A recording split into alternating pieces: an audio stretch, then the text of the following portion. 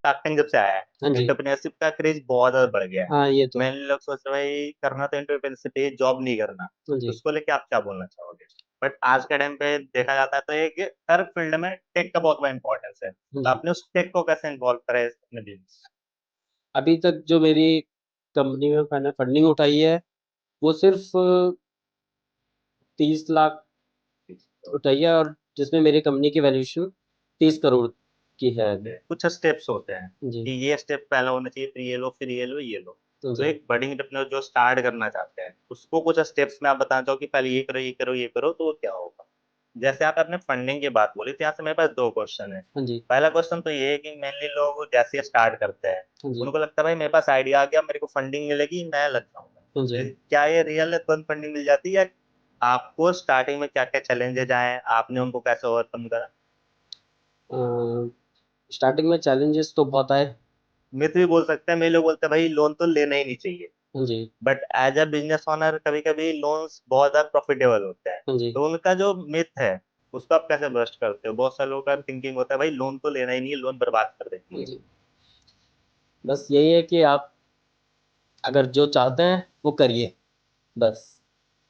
चलिए आपने बढ़िया है राह में डटे रहिए। डटे रहना है, रुकना मना है, बस जी, सिंपल सी बात है। बिल्कुल। हेलो एवरीवन, आप लोग का स्वागत है आज के इस पॉडकास्ट में। आज के इस पॉडकास्ट में हमारे गेस्ट है अमित जी, जो कि एक फिनटेक कंपनी चला रहे हैं। आज उनसे हम लोग बात करने वाले हैं फिनटेक कंपनी क्या होती है, वो कैसे फिनटेक कंपनी में एंटर की, उनकी क्या स्टोरी थी एंड फिनटेक कंपनी का फ्यूचर क्या होने वाला है। एंड यदि आप भी फिनटेक कंपनी स्टार्ट करने का सोच रहे हो, फिनटेक में अपना करियर बनाने का सोच रहे हो, तो ये पॉडकास्ट आप लोग के लिए होने वाला है। बिकॉज़ आज के इस पॉडकास्ट में आपको ए टू जेड सारी नॉलेज मिलने वाली है। पॉडकास्ट को लास्ट तक देखना एंड इस वीडियो को जितना ज़्यादा हो सके उतना ज़्यादा शेयर कर देना उन सभी लोगों के साथ जो एंटरप्रेन्योरशिप में एंटर करना चाहते हैं। तो चलिए स्टार्ट करते हैं इस पॉडकास्ट। तो हेलो अमित जी, स्वागत है आपका हमारे पॉडकास्ट पे। तो धन्यवाद। चलिए सबसे पहले जानते हैं अमित जी से उनका इंट्रोडक्शन एंड देन पॉडकास्ट को कंटिन्यू करेंगे। तो अमित जी अपने बारे में बताइए हमारे ऑडियंस को। मेरा नाम अमित है, और मैं बेसिकली उत्तराखंड से बिलॉन्ग करता हूँ, ओके, और मैं एक पेशे से एडवोकेट भी हूँ, और मैं एक फिनटेक कंपनी रन कर रहा हूँ। ओके। तो जैसे आपने बोला आप एडवोकेट भी हो, हाँ तो जी। आप थोड़ी सी स्टोरी बताओ बैक में कि कैसे ये जर्नी स्टार्ट हुई थी। अपने एलएलबी कंप्लीट करने के बाद मैंने 2016 में टैक्सेशन की एक कंपनी स्टार्ट करी, टैक्स कंसल्टेंट की।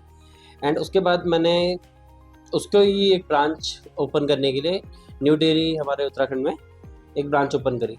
वहीं फिर मैंने देखा कि जो गरीब तबके के लोग थे, जो वहाँ के गाँव के लोग थे, वो लोग लोन लेने के लिए बैंकों में जाने के लिए डॉक्यूमेंट्स मेरे से काफ़ी अरेंज कराने आया करते थे।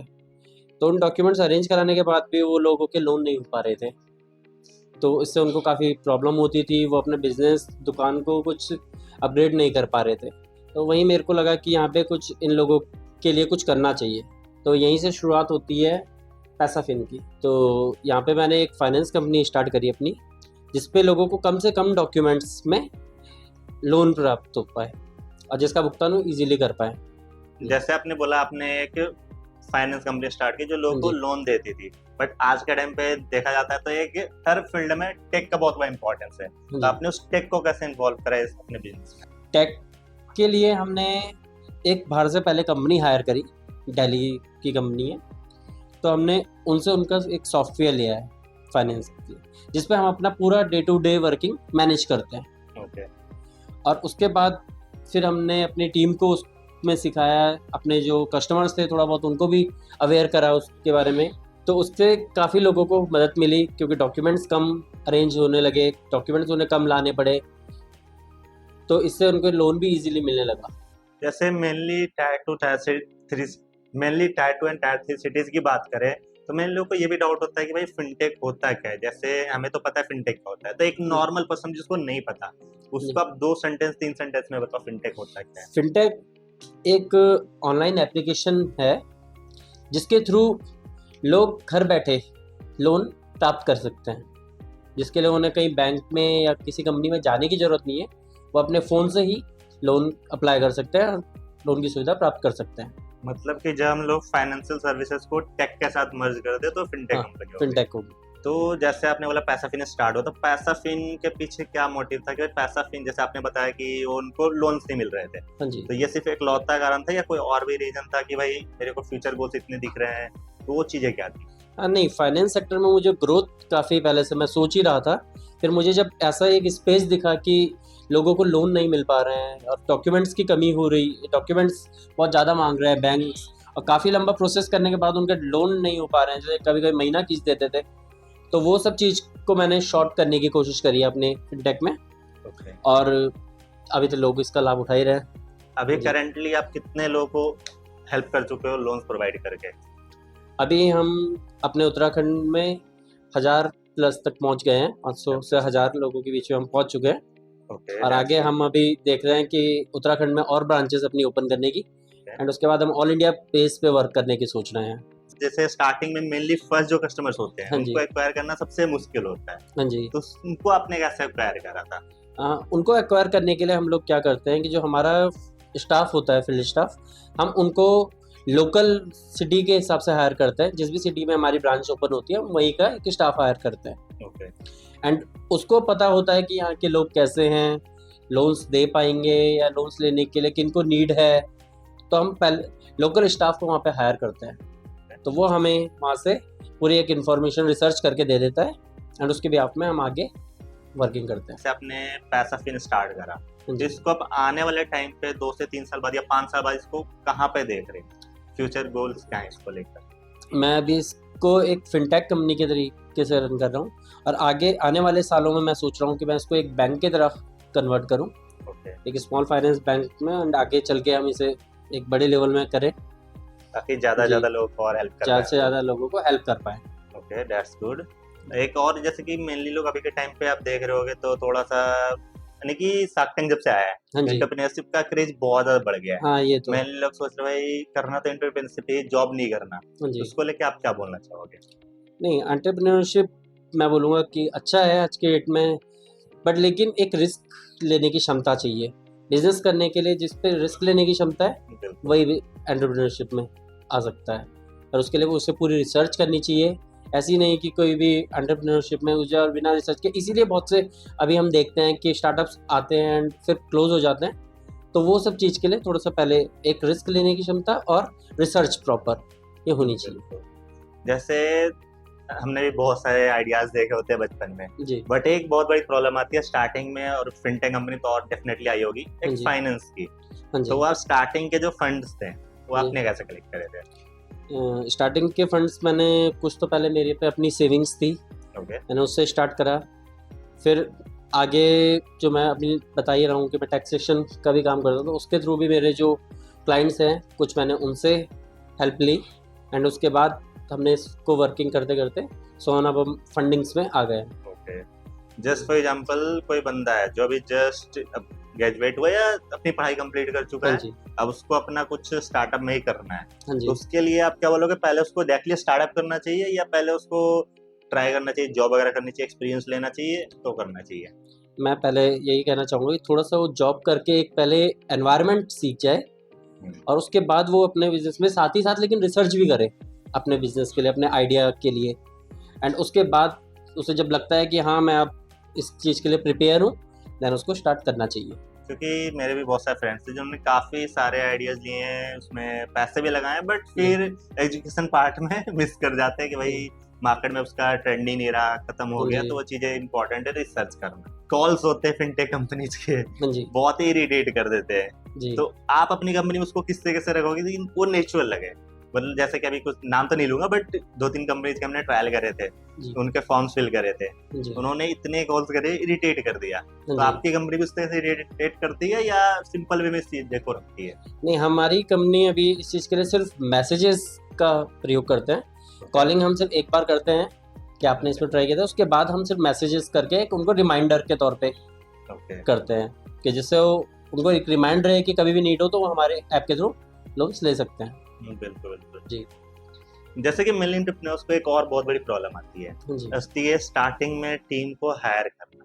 हाँ जी। तो स्टार्टिंग वो कैसे आपने हायरिंग करी? बेस्ट पर्सन को अपनी कंपनी में कैसे लाया आपने? मैंने स्टार्टिंग की अगर बात करूँ तो मैंने मोस्टली काम अपने एंड में देखा, एंड मैंने कुछ सेल्स टीम स्टाफ हायर करी। उसके बाद मुझे लगा कि अब मेरे को टीम बढ़ाने की नीड है, इंटरनल वर्क मेरा थोड़ा सा बढ़ रहा है, जो डॉक्यूमेंटेशन वाला पार्ट है या कुछ भी डाटा मैनेज वाला पार्ट है, तो उसके लिए मैंने इंटरनल एक टीम हायर करी। उसमें कुछ मैं अपने रिलेटिव्स जो फिनटेक में थे ऑलरेडी, तो उनको मैंने एक्वायर करा अपने साथ, और उसके बाद फिर वो और मैं मिलके अब आगे टीम बढ़ा रहे हैं। बिल्कुल बिल्कुल। और एक मेरा ये क्वेश्चन होगा कि जैसे हम कुछ भी स्टार्ट करते हैं तो वहाँ पर कुछ स्टेप्स होते हैं जी कि ये स्टेप पहला होना चाहिए, फिर ये लो, फिर ये लो, ये लो। तो जी। एक बडिंग एंटरप्रेन्योर जो स्टार्ट करना चाहते हैं उसको कुछ स्टेप्स में आप बताना चाहो कि पहले ये करो, ये करो, ये करो, तो वो क्या होगा स्टेप बाय स्टेप? कोई भी अगर नया स्टार्टअप स्टार्ट करना चाहता है तो पहले वो अपने आइडिया, जो उसका आइडिया है उस चीज़ पे पहले रिसर्च करे। उसके बाद वो देखे उसमें फंडिंग की उसे कितनी नीड होगी और किस टीम मेंबर की नीड होगी, तो उसको तभी ये चीज़ें स्टार्ट करनी चाहिए। एंड जहाँ उसको लगे कि हाँ मेरे पे फंडिंग जितनी मेरे को इसके स्टार्ट करने के लिए चाहिए वो उस पर अवेलेबल हो, और साथ में उसकी टीम में कुछ भरोसेमंद लोग होने ज़रूरी हैं। बिल्कुल। कि विदाउट भरोसेमंद लोग के आप, ऐसा होता है कि अगर आप किसी टीम मेंबर को हायर कर लें, वो आपका आइडिया सुने और उसको समझ के कहीं और भी कर सकता है, जी, कहीं और तो कर किसी रहे और हैं को वो कॉपी करके अपना हाँ, बना देता है। अपना बना सकता है। तो वहीं पे है कि आपको भरोसेमंद टीम चाहिए होती है। तो अगर हो सके तो पहले वो अपने जो खास है उनसे फ्रेंड सर्कल्स में बात करें, एंड अगर उसके बाद जब उसकी टीम एक बन जाती है तो उसके बाद वो आगे और टीम अपनी ग्रोथ करने में काम करे। जैसे आपने अपने फंडिंग की बात बोली तो यहाँ से मेरे पास दो क्वेश्चन है। हाँ जी। पहला क्वेश्चन तो ये है कि मेनली लोग जैसे ये स्टार्ट करते हैं हाँ जी। उनको लगता है भाई मेरे पास आइडिया आ गया, मेरे को फंडिंग मिलेगी, मैं लग जाऊंगा। हाँ जी। क्या ये रियल है, तुरंत फंडिंग मिल जाती है या कुछ एक स्टेप्स होते हैं कि भाई पहले ये करना होगा फिर जाके ही फंडिंग मिलेगी? नहीं नहीं, स्टार्टिंग में आपको पहले तो अपनी जेब से कुछ ना कुछ लगाना पड़ेगा। वो तो जरूरी। नहीं, कोई भी अगर स्टार्टअप है तो डायरेक्टली कोई भी उसमें फंडिंग नहीं लगाता है। पहले उसमें एक आपको थोड़ा टाइम खुद से स्टेप्स करके देखने पड़ेंगे कि हाँ वर्किंग कर रहा है कि नहीं कर रहा है, उसका आइडिया वर्क कर रहा है कि नहीं कर रहा है। आफ्टर एक कंप्लीशन वो फंडिंग के लिए जा सकता है जब अपने वर्क में श्योर हो जाए। जी। सेकंड क्वेश्चन मेरा ये होगा, अभी तक आपने कितनी फंडिंग उठाई, आपकी कंपनी का वैल्यूएशन क्या है, उस सारी चीजों के बारे में? अभी तक जो मेरी कंपनी में मैंने फंडिंग उठाई है वो सिर्फ 30 लाख उठाई है, और जिसमें मेरी कंपनी की वैल्यूएशन 30 करोड़ की है अभी। जी। ये आपने फंडिंग कब उठाई थी? ये फंडिंग मैंने अभी 2 महीने पहले ही उठाई है। मतलब कि स्टार्टिंग से बूटस्ट्रैप था जी, कंप्लीटली? इस स्टार्टिंग से बूटस्ट्रैप था, क्योंकि बूटस्ट्रैप बिजनेस का स्टार्टिंग में बूटस्ट्रैप ही ज्यादा बेटर होती है क्योंकि कंट्रोल अपने हाथ में होता है। हाँ जी बिल्कुल। क्योंकि इन्वेस्टर के पास एक बार चला गया तो वो फिर फोर्स करेंगे भाई मेरे को रिटर्न्स चाहिए। जी बिल्कुल, वो चीज है।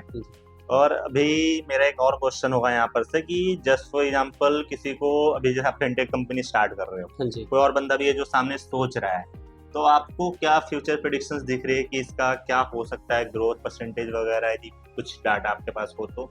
जी।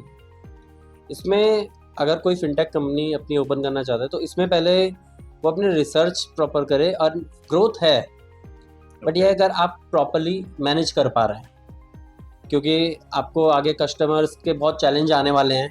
बिल्कुल। क्योंकि हमारे बिजनेस में भी होता था स्टार्टिंग में कि लोन्स लेते थे लोग, बाद में रिकवरी करना थोड़ा मुश्किल हो जाता था, बट हमने फिर हल्के हल्के करके उसको एक फॉलो अप बनाया, प्रोसेस बनाया, एंड अब वो बेटर है।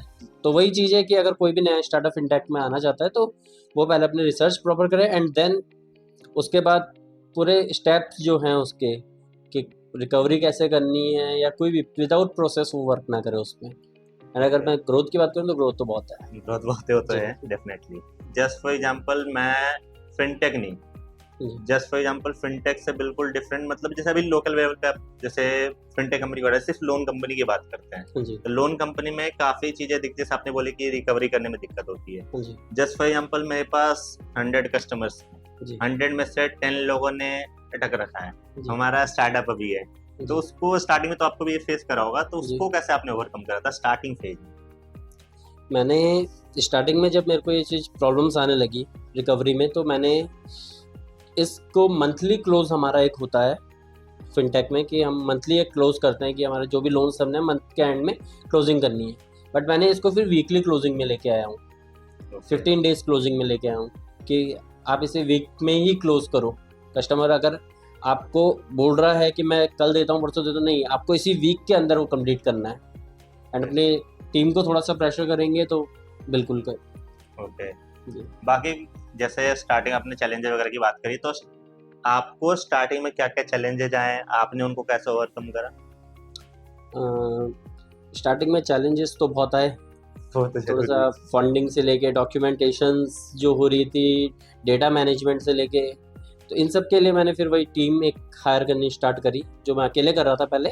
मैंने एक टीम हायर करी कि जो डाटा में ठीक थे, जो मेरे कुछ अकाउंट्स के स्टाफ थे, जैसे मैंने आपको बताया मैं एक टैक्स कंसल्टेंट भी हूँ, तो मैंने अपने जो अकाउंट्स की टीम थी उनको डाटा मैनेजमेंट में बैठाया। उन्होंने मेरा डाटा मैनेज करना शुरू करा। सेल्स टीम पे फिर मैंने फोकस करना शुरू करा कि सेल्स टीम किस तरीके से वर्क कर रही है। फिर उनको एक प्रोसेस समझा के कि आप इस तरीके से जाइए, कस्टमर को इस तरीके से बताइए, प्यार से समझाइए कि आगे उनको क्या क्या फ़ायदे होंगे अगर वो अपने लोन्स टाइम से देते हैं, तो उनको और ज़्यादा लोन लिमिट्स मिल जाएंगी।